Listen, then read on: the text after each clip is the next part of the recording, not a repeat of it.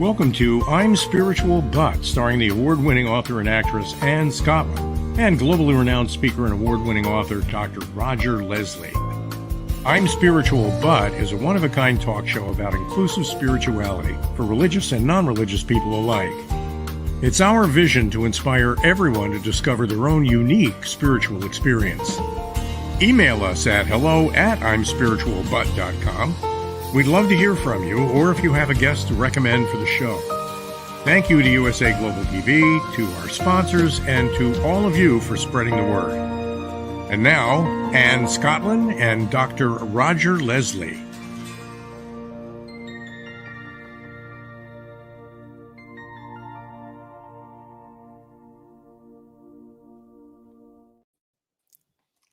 Hello, and thank you for joining us. Welcome back to our show. I'm Spiritual But. I'm Anne Scottlin. This is Dr. Roger Leslie. Good morning, Roger. Hi, Anne. How are you today? I am good.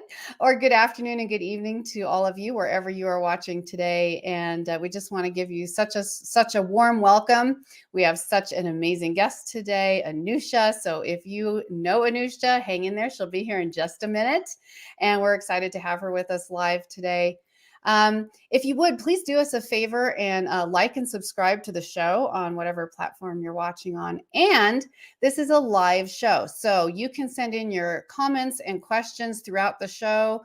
I'm sure ANOUSHA would love to hear from you. So would I, so would Roger. So please feel free to comment, and we'll include as many of those in the show as we possibly can.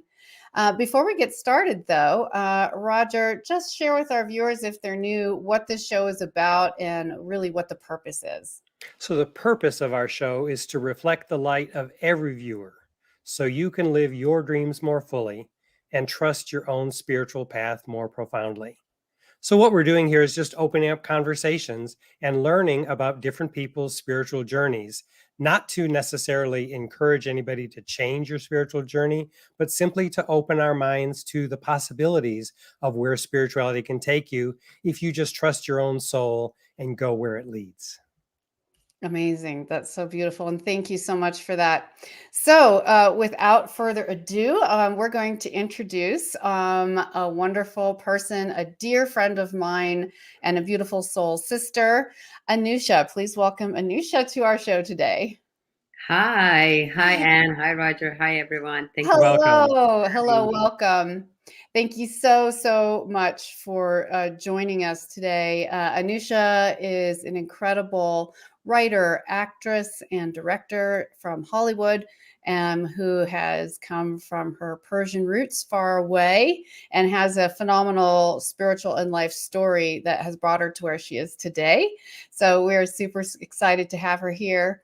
And as you all know, we have a quote every week that we use to start the show that each of our guests brings to the show. So ANOUSHA has given us a quote for today that's been very meaningful to her. So Roger, I think you're going to read that for us. I will. We're diving in. It has not rained light for many days. The wells in most eyes look drought-stricken. Thus, friends are not easy to find in this barren place, where most everyone had become ill from guarding nothing. And that's from contemporary mystic poet Daniel Lidinsky. Yes. Oh, God. So, ANOUSHA, why that quote? What about that quote inspired you to say, this is what I want to start to talk about today? I would say, especially where the country that I come from, Iran, it's a very strict religious country, and a lot of conditioning happening in the school, how kids get raised, how they are getting educated, how women and men, girls and boys are being separated, and and through and it feels to every individual very unnatural. Things are unnaturally happening, and when things are out of balance and unnatural, you automatically, your system and your body knows to guard itself, to take care of itself, to protect itself. And that means your defensive mechanism goes high and you're in fight and flight most of the time, most of your life. And when I left my country at a very young age and I started learning English, I started in my drama school and like the whole brand new life that has nothing to do with what I was born and raised into. I learned that I'm guarding nothing. There's nothing to be guarded. The whole thing, the whole system, the life that I'm living, the breath that comes in and goes out, the heart that is beating me and I'm not beating it. The whole thing is supported, and doesn't need me to guard it or anything. And dropping that defensive mechanism and dropping into my body, and getting to know myself was started of my spiritual journey, if you call it, quote unquote, and started like my self-development journey. And this quote was the beginning of my like the whole system that I didn't know of, or the whole path Beautiful. that I didn't know of. I have one last question about the quote before we go on, which was, it really touched me, the part that says, where most everyone had become ill from guarding nothing. And Yes. since I know in the past, when you have been on other shows with me and we've talked so much about emotional wellness and spiritual wellness, and what did that mean to you? Like, how is it that people become ill from doing that, from guarding nothing, basically? So, like, literally, illness, it comes from in a physical realm. If it's a physical realm, like you're in stress and anxiety mode all the time to survive life or to do things, and literally, what happens to the body is just like you send the blood, your system sends the blood to your brain, so you can think more, so you can like survive better. And you're physically getting ill. You're gonna have like digestion issues. You're gonna have like a lot of ulcers, like issues like that. So you in a physical way, you actually get sick, and a mental or like emotional path, like ill, that guarding keeps you away or separated from love, from source, from whatever you believe in, from Allah, from God, whatever you believe in. And that separation creates the problem that we're all dealing with. The separation that you feel from of that you should feel and you should be connected with. That illness could be in a mental and emotional way. That's what I got from this quote, and it's very dear to my heart. Love that. Roger? So, Anousha, I'm wondering, we've talked a little bit before the show started about the tremendous work you're doing in the world to bring spiritual practices globally. How do we, as spiritual seekers, find that safe space so we can let down our guard safely? Oh, that's a great question. For me, as I'm talking about my own experience, what I've learned is that when we pray, we are asking, we want something when we pray. But when we meditate, we are receiving, because the base of meditation is I am. I am. And maybe the mind, maybe the conditioned self comes in and asks, I am what? What is after that? What comes after that? And the meditation teaches us that silence and stillness shows us it's just I am. I am all it is. I am what it is that you're seeing with the eyes, or the eye from the heart. So meditation teaches us to sit in the receiving and be okay with who you are, and surrender more, and practice the art of allowing, because allowing is an art. And self-worth is how much you're open to receiving that self-worth. So when you sit in meditation and you practice mantras that help you, like I am, like I trust, as an infant trusts life in the womb. There are so many mantras that you can connect with and sit in silence and stillness and practice meditation, practice that I am more and more. This guarding thing that we all have calms down, and you understand that you connected to all it is. Whatever is beating you, this heart that is beating you is beating the person right in front of you. It's the same thing. It's the same thing. It's that oneness. You settle in that more. You sit in that more. You ground yourself in those emotions more. And that's how I started talking to like my followers and people who I like connect with on social media. Is just I tell them constantly every day that if you sit in I am, if you sit in that meditation, in that receiving moment for like 10 minutes, you understand the oneness more and more. And it's in your own way. It's your own way. I cannot even put it into words what it feels like. I would say that's one of the greatest paths to step into that. That's amazing. And what we were talking about backstage before the show was just how much, and we'll come to more of this later, how much of an impact ANOUSHA has been able to make in her home country of Iran, and bringing some of these emotional and spiritual wellness tools and practices to her own people who have not really had exposure to a lot of this through her followers. She has a massive following, and also through an incredible best-selling book that was published before this all began, the troubles in Iran this year. But before we go there, ANOUSHA, will you just give us a little bit about your spiritual journey, your life story, in a sense of how it's affected you spiritually and kind of where you've moved from and to? Absolutely. When I'm trying to shorten it as much as possible because I traveled a lot as an Iranian woman. I had to do a lot of unconditioning to be able to settle in the new world that I decided, and it was my desire to live in and experience. I'm Tell us about that, about you absolutely. wanting to leave and the difficulties associated with that. Yeah, absolutely. When I was 15, I wanted to get to cinema school, to drama school, to study acting and cinema. And in the whole country of Iran, we just have one cinema school for girls that is in the capital.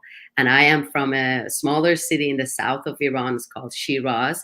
And I really wanted to go to that school. I didn't want to study anything else. And I have the most amazing, open-minded parents that they supported me to be able to go to Tehran and study cinema.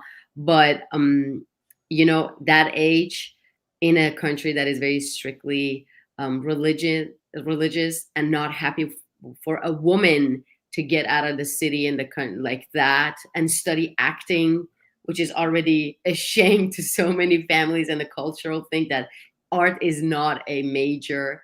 So my family and I, we went through a lot of pressure through family on the side and neighbors, like all that jazz. But it happened. And then again, 2 years later, studying in cinema school, I wanted to move out of the country because I felt like I want to explore more and I want to know more, even though I didn't know how to speak English, not at all, not even a word. And again, my parents supported me. I got a scholarships and I left. But my journey started there because when I stepped into the new country, which was the UK, I moved to London first. Nothing was like what I knew. Like there was nothing that was similar to what And I you're knew. 16 at this point. 17. 17. Yeah, 17.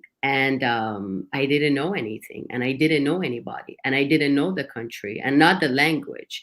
And my dream and what I wanted was just way away from what I was standing. Like I couldn't even speak English to start acting, like all of that. And Wow. obviously emotions come on the surface like can I do it, can I not, am I enough, am I not, should I go back to my country, but I know what's my essence, but I know what I'm capable of, what is the path, like all those questions, all those things started. And I was under a lot of pressure because I was doing side jobs and the jobs that are very hard for me to do, like Amazon delivery, like babysitting, like things like this to survive life. Did you And feel any danger? Did you feel uncomfortable or unsafe? very, because things happened to me. I was in the street of London in a very bad neighborhood, and I actually physically got attacked because I didn't know this city. I didn't know what's good and bad neighborhood. I couldn't even speak English to go ahead and ask people, can I be here? Should I be here? Like all those things that happens to immigrants, or being homeless and sleeping in your car, like things like this happen to me all the time. And the only way that my intelligence helped me was there is social media. I know everyone is sharing their beautiful life, beautiful pictures, selfies, their like trips and all of that. But I was from inside, I was exploding. I was like, I can't tell my parents about what is happening. Mm-mm. I can't even express myself to my friends because everyone gets worried. So I Mhm. started this social media anonymous without my name first. And I would just share long captions and pictures of what I went through today, how Mm. hard life is. And I don't know how to survive it, or I don't know how to fix it. Things that people mostly don't really share, that side of life that we try to hide or try to show that we're strong and good enough and all that. I shared the other side, Hmm. and people start resonating with it a lot and asking more questions. Roger, are you about to say something? I was just wondering what inspired you to do something so out of the ordinary? How did your soul know this would be a good thing for you to do? How did you come up with the idea or get the courage to start that because it was so different? I would say sometimes the bottom rock is a moment for you to look up and see how did you get here and where the light is at. Hmm. And I was at bottom rock. I didn't have anything to lose anymore. I Mm. already lost my home because I couldn't go back home anymore of being an actor and acting without the hijab. I'll be arrested right away. I left my family. I left whatever I knew once, people I loved, my friends, my language that I was comfortable with, everything. So I chose to be here, and I'm sorry, it sucks. Like it's nothing to do with what I imagine. So at least let me share it. At least let me ask for help like this, because what am I gonna lose? Literally, what am I gonna lose? Um, and I know my strength. I When I stepped out of the country, I knew my intuition, something that I was always good since I was little in school. They would just things that was unnatural to me, and I would always argue back with the teacher because something in me would always say, not true. I could feel it. I could feel the how away that is from the source that I knew, the love that I knew. And I couldn't even put it into words because I didn't have the words in, but I knew it's unnatural. And that was my intuition talking to me. So whenever my intuition tells me something, I would go with it. It was a strong intuition. And when it told me to leave the country, you can do it, I listened to it, even though it Mm. didn't feel good when I was outside, but I Mm-mm. continued doing it. And I was like, I have nothing to lose. My intuition told me to be here. Maybe I was called to be here, and I am going to trust that. I'm not going to question it. And then I start putting out like all these captions and things that are like people would not share, or like how I was attacked in the street, or how I don't have a job, or I slept in my car, or I don't know how to get in the acting industry. How am I going to do it? Like, who knows me? Who am I? Like, I would Mhm. share all of that, and people just poured in to my page and share their thoughts, their struggle, their questions of life. And we started a community like this together. That's amazing. And you talk about your intuition quite a bit in this journey of yours. Um, how do you relate your intuition to part of your spiritual experience? Because I think a lot of people would say, how are they connected, and how? Um, One of the things that helped me to understand my intuition is the gap, the timing that I put between it tells me something and I do it. If it's talking to me, it's like, let's put it in a very simple like example, like put it in go for a run. You need to run. You need to be under the sun right now. Like you need to feel the sunlight. Listen, feeling this, the emotion comes up, and doing it. For me, the gap between it maybe is 5 minutes. Getting up, putting my clothes on, head out. The gap, as small as it is, you listen to it more, and it gets stronger. It gets more. You get more intuitive with the intuition, like you understand it more. It's the gap. But when you put it like a huge timing between something comes in and you're like, questioning it, doubting it, not sure, for later, I'll do it tomorrow. You get it, you lose it, not lose it. Like it gets You just put it unclear. aside. Yeah. Yeah, you're kind of It's tuning not, it out, and eventually it becomes a habit. yeah, like it becomes something that, oh, my intuitions tell me to do this, or this person is something that I need to be careful. Like if you tell me, I tune in instead of just like passing by it. And the timing I think is the key for me of listening and putting less time, and how fast I can listen to it, how deep I can go in it, how much I can listen to it. So that has helped me a lot with my spiritual journey. I like, one thing that I would say, I was sitting in this yoga class. I quit my Amazon delivery job, which was a very hard job for me as a woman. And I was doing night shift from 5 to 11. It's very hard to deliver 40, 50 packages in your own car, getting out and in of your car 80 to 100 times uh, to just make some money so you can have your day. I needed my day so I would be able to act, to go to classes, to audition, like the life that I desired, and I stepped out of the country for to have that. And I quit that job without knowing what I'm gonna do, without knowing how. Like I didn't have a passive income or anything, and I was sitting at this yoga class, and the teacher was guiding us through a meditation before our yoga, like our class starts. And I was listening to this, and bless her, she was an amazing person. What she was saying was so good, like so good that I wanted to listen, but her voice was not matching to what she was saying. And I was like, why can't I tune in? Like this is amazing what she's saying, but I can't, like something, as I was like just struggling, like trying to settle myself to sit in it. It came to me. It was like, but in Farsi, especially when I talk in Farsi, I have a deeper voice, and I've heard that it's soothing for a lot of people. I've heard that people like my voice, and I've been on this path for years, and I've been to so many retreats, so many meditation classes, a silent retreat, vipassana, like so many different workshops. Why I'm not going to release a meditation package in Farsi since we don't have any?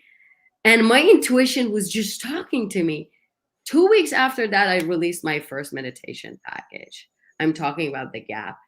And we have 100,000 subscribers around the world with my, now I have so many more. This was like years ago. But I sat in those 2 weeks. I put in all the work, everything I've learned for so many years of traveling to London, live in San Francisco, live in New York, live in Los Angeles, live in Tehran, big cities in the world, traveling back and forth, trying to find life while doing workshops, while doing like retreats, finding myself, grounding myself. I was like, I'm going to put everything in one thing that I know that I'm good at, which is this, and put it out there. So intuition at that gap and listening to it and putting in the work and that combination, I quit my job and I already had a passive income around the world, not from just one company. That I would give as an example. And this was again following your intuition or spirit or your higher self or consciousness or whatever that is to the people listening, being tuned in, quitting your only source of income, and then for 2 weeks just plowing through, creating something you knew that others needed in their spiritual and emotional lives, and then the universe stepping in to make that happen and really impact people. I was wondering. It's the dance. It's the dance. And just for any of our Farsi viewers, is there a quote or poem or anything you might be willing to share with us in Farsi? Maybe one of your favorites? Farsi, there's this poem by Professor Muhammad Ibrahim Jafari that it says, سیاه چشم من کنون که آن کبوتر سپید ز بام خانه ها گریخته تو که هنوز شرنگ تیرگی به کام چشم کودکانت نریخته نگه کن آفتاب را رها کن این خمود خواب را which means it's so simple. Like, it's very poetic. I hope it makes sense when I translate it. Yeah. It says, before the darkness of your eye makes the whiteness darker, means life gets tough for you, look at the sun already. Always look into the light. Mm. Don't allow this darkness become the whole eye. Let Mhm. it be as natural as what it is. And this would happen if you're always looking up at the sky and the sun and the light, which is the metaphor of light of life. It's so beautiful. In Farsi, is much more beautiful. It's more poetic. In English, maybe I'm not really translating it well. But it's one of the things that let me tell you a little, like a quick story of what I do on my social media, because it's very simple what I share. I don't create videos. I don't edit anything. I just put on the camera, hit recording, tell a story that it seemed something to me, and I hit like off. That's all I do, and I allow people to get whatever they want from it, like simple things. It's not a very profound lesson that I've learned somewhere. Like, it could be as simple as, I was in a Vipassana center, and for those who don't know, Vipassana is, or Vipassana, like people pronounce it differently. Um, uh, it's a meditation center that you're in silence for at least 11 days. You're not allowed to look at people. You're surrounded by 80 people, but you're in the most solitude way of possible. You're not allowed to write or read a book or work out or anything. And you meditate for almost 12 hours every day with everyone else. And that's all you do without looking at anyone.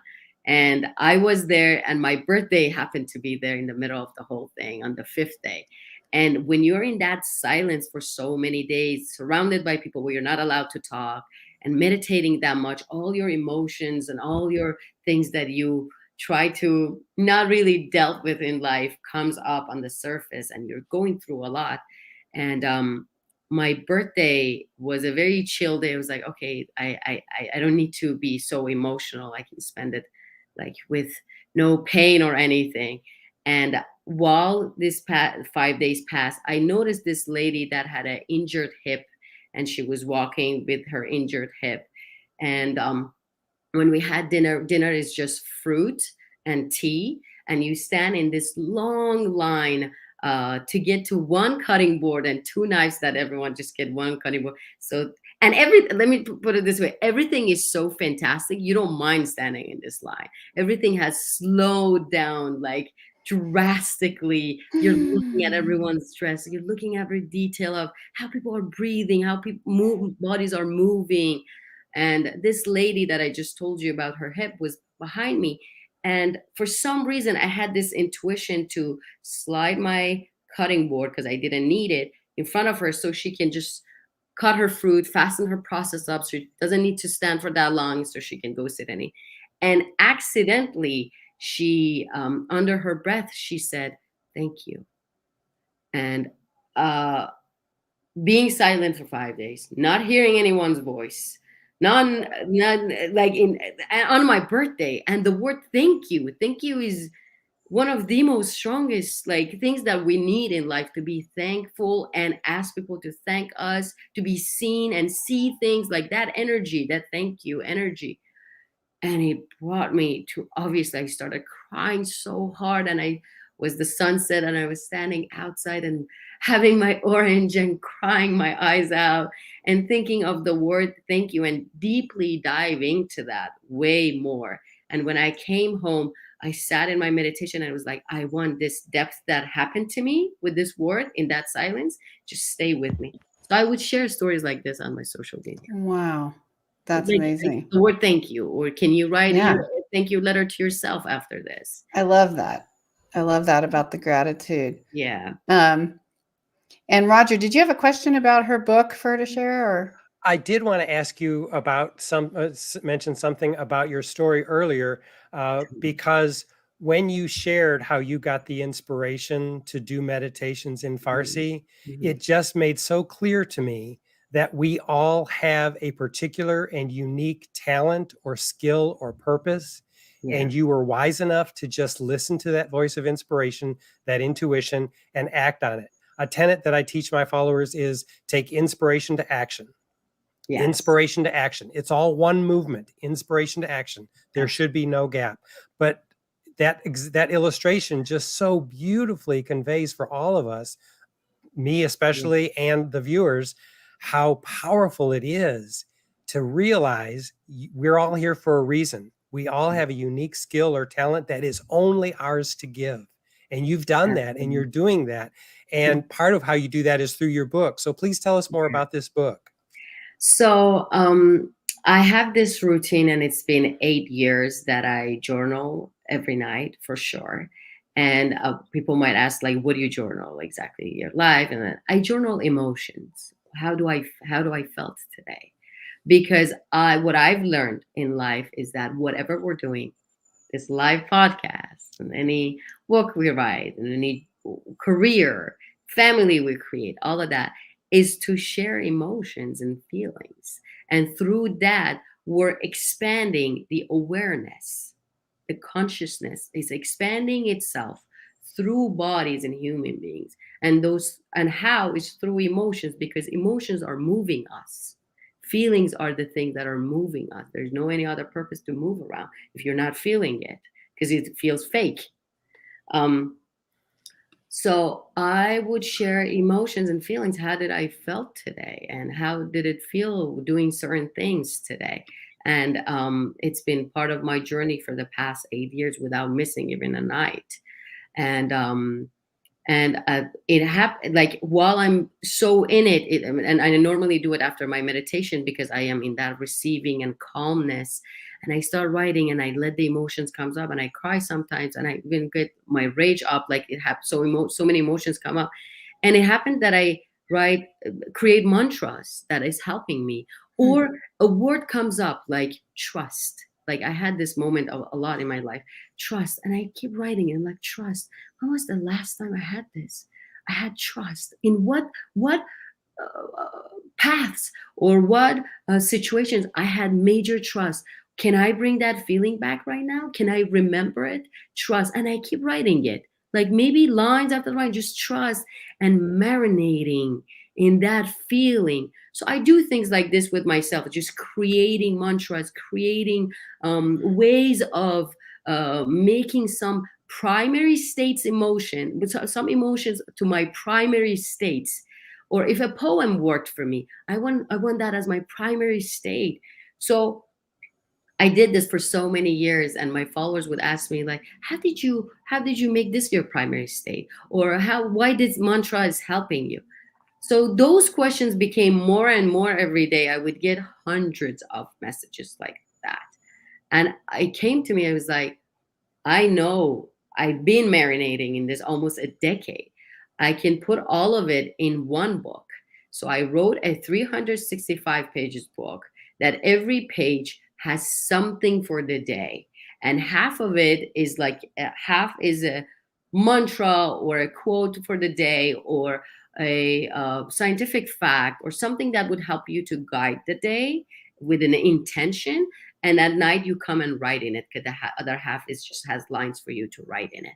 And it's 365 pages, and it's a very, I would say it's more common in the Western world, books like this, but in my culture and my country is not that common. So this is in Farsi, this book that you're writing. This is in Farsi. We're translating it right now in English. So all like decades of journaling and just marinating in things that I thought helped me, brought me to a point, and I sat and I wrote the book literally in 1 month. But as I said, I grew up in Iran. Iran is a very strictly has a very strict government, and women are obviously under a lot of pressure, and we need to pass through a lot of filters to do things. The book was not allowed to be published for almost a year. Because of a lot of reasons. And finally someone talked to somebody, because the system is not a system of like going through rules. It's just someone can talk to someone and make it happen. Maybe not, maybe yes, like all that Middle Eastern stuff and paths.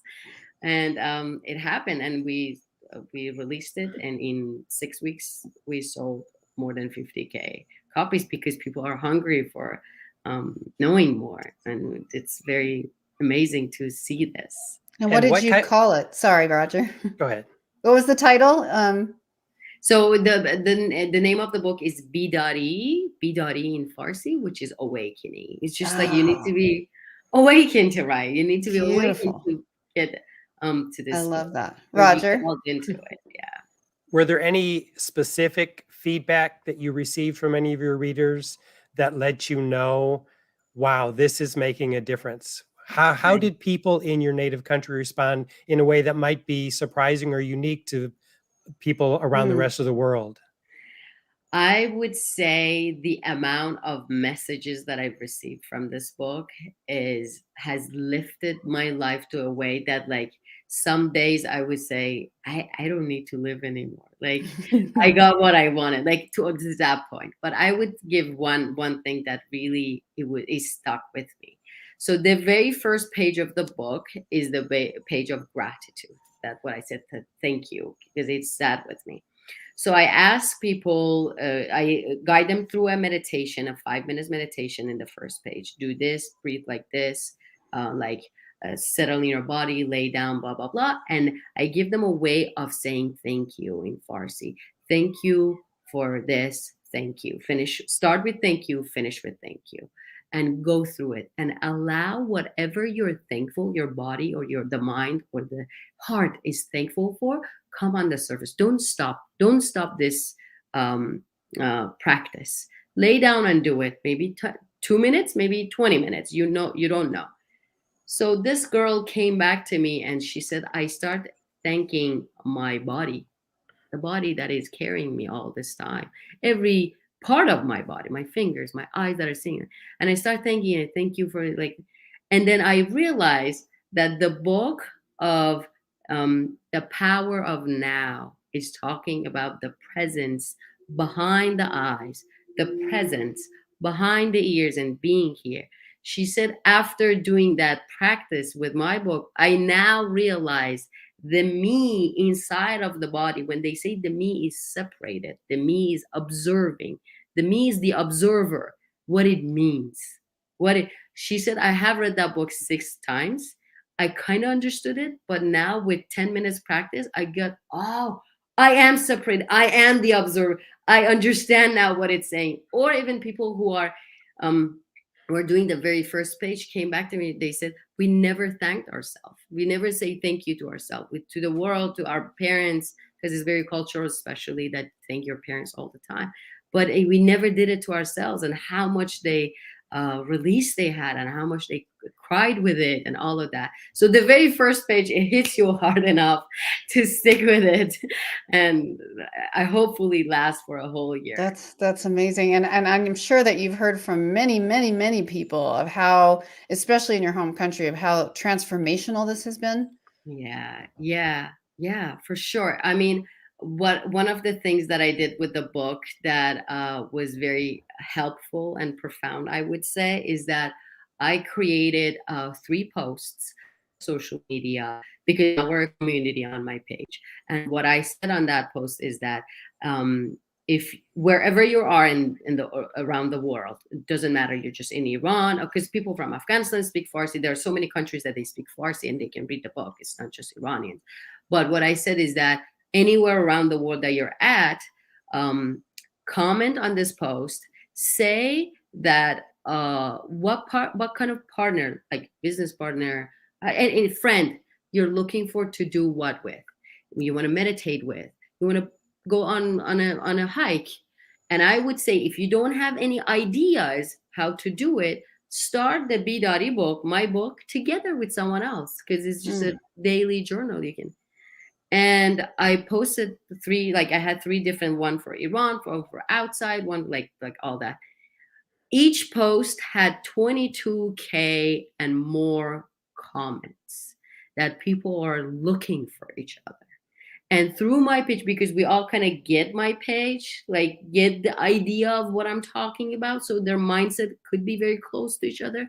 Mothers in small cities found each other, with kids can play with each other and the mothers can bond through meditation and things like that. Different countries, small cities and countries that people are like immigrants and are alone, students, like, and it became a much bigger community, and people would do my book together. They get together every weekend, do B-Dotty awakening together, like, and they would send me pictures. They throw birthday parties for each other, and they give this book to each other. Like, the amount of abundance came from this was amazing.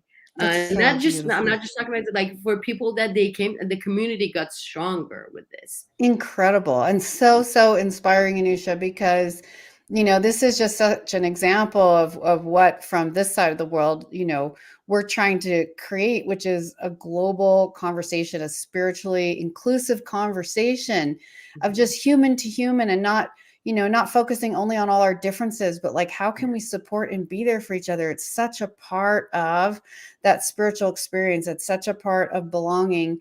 And we don't have to just sit home and always feel sorry for ourselves. Just reach out, learn to ask, find the tools that can bring us together. It's just so incredibly, incredibly beautiful. I'm so inspired for all of that you've shared. We only have a couple minutes left. But I just wanted to ask, and I think instead of rereading the quote, we'll just ask you another question. So what would you share as the number one thing that someone who's struggling, who feels like they're in a place where they're not connecting to their spirituality and they're feeling spiritually isolated, what is something they can do or practice or think about that might bring them comfort and encouragement? Okay. One thing that I've learned is that love and pain is the same in everyone. Doesn't matter what language, where you're at, what you're about, what are you doing. Pain is pain. Doesn't matter you're rich or poor or whatever. Like, when you're going through pain is pain, and love it the same with love. And one thing that really helps me, maybe it's hard for people to connect with, is that the self-love. When I am disconnected, I would not say disconnected. When I feel separation or distance from the source that I know, the love that I know, the creation that I am, the consciousness is within me. When I feel that separation, I know I'm lacking self-love. And sometimes this thing in front of us, what I've learned, this thing in front of us is just a mirror for us to reflect back in our own life. And sometimes we forget that mirror and we want something from outside world to give us that comfort, or to love us, or to approve us, give us that self-worth. And it's not coming from outside world. And we can try and try and try in so many different ways, go to different relationships, ask for people, do drugs. Like, we can do so many things from outside in, but it's always inside out. And sitting with ourselves and understanding self-love is one of the hardest paths, but at the same time is the path to connect and make that gap closer, the separation gap closer. Amazing. And there's this quote that I always remind myself is, the whole thing is a love contest and I never lose. Oh, I love that. It's Beautiful. right. Just beautiful.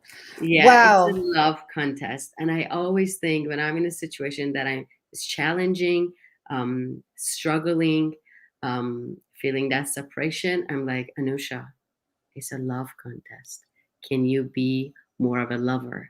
Can you dive in deeper in that love? What does it mean to you? I ask question. What does it mean to you? Why am I feeling like this? And how can I change it? Because we normally want outside world to change it, fix it, or help us. But we are the source.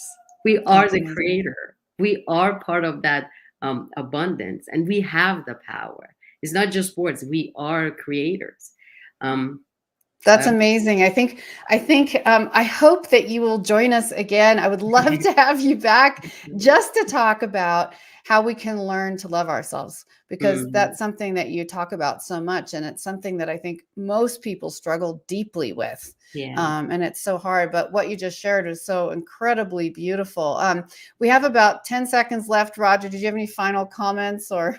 I just want to thank you for the beautiful gift that you're Oh, bringing to all of us. Thank you so thank much. you. Thank you so much for having me. Thank And we have one comment. I'm going to read it. It's from Melissa Morgan. Thank you, Melissa. She says, I've been working on my self-love journey, and I love the thought of saying thank you to myself. Thank you for your words and thoughts today. So inspiring and healing. It's you. exactly what I needed to hear. I received personal revelation today, and now I know I need to act quickly on it. Thank you so much. Thank you, Melissa. Thank you, Thank you, ANOUSHA. Thank you, Melissa. Roger. Thank you, all Thank of you who have joined us. We will do our best to have ANOUSHA back again and bless us with her presence. Please do like and subscribe to the show and listen in live every week on Wednesdays at 12 Eastern, 9 a.m. Pacific. Much love to you all, and may you have a powerful spiritual week. Goodbye. Thank you, everyone. Bye, Thank everybody. you. Bye. Bye.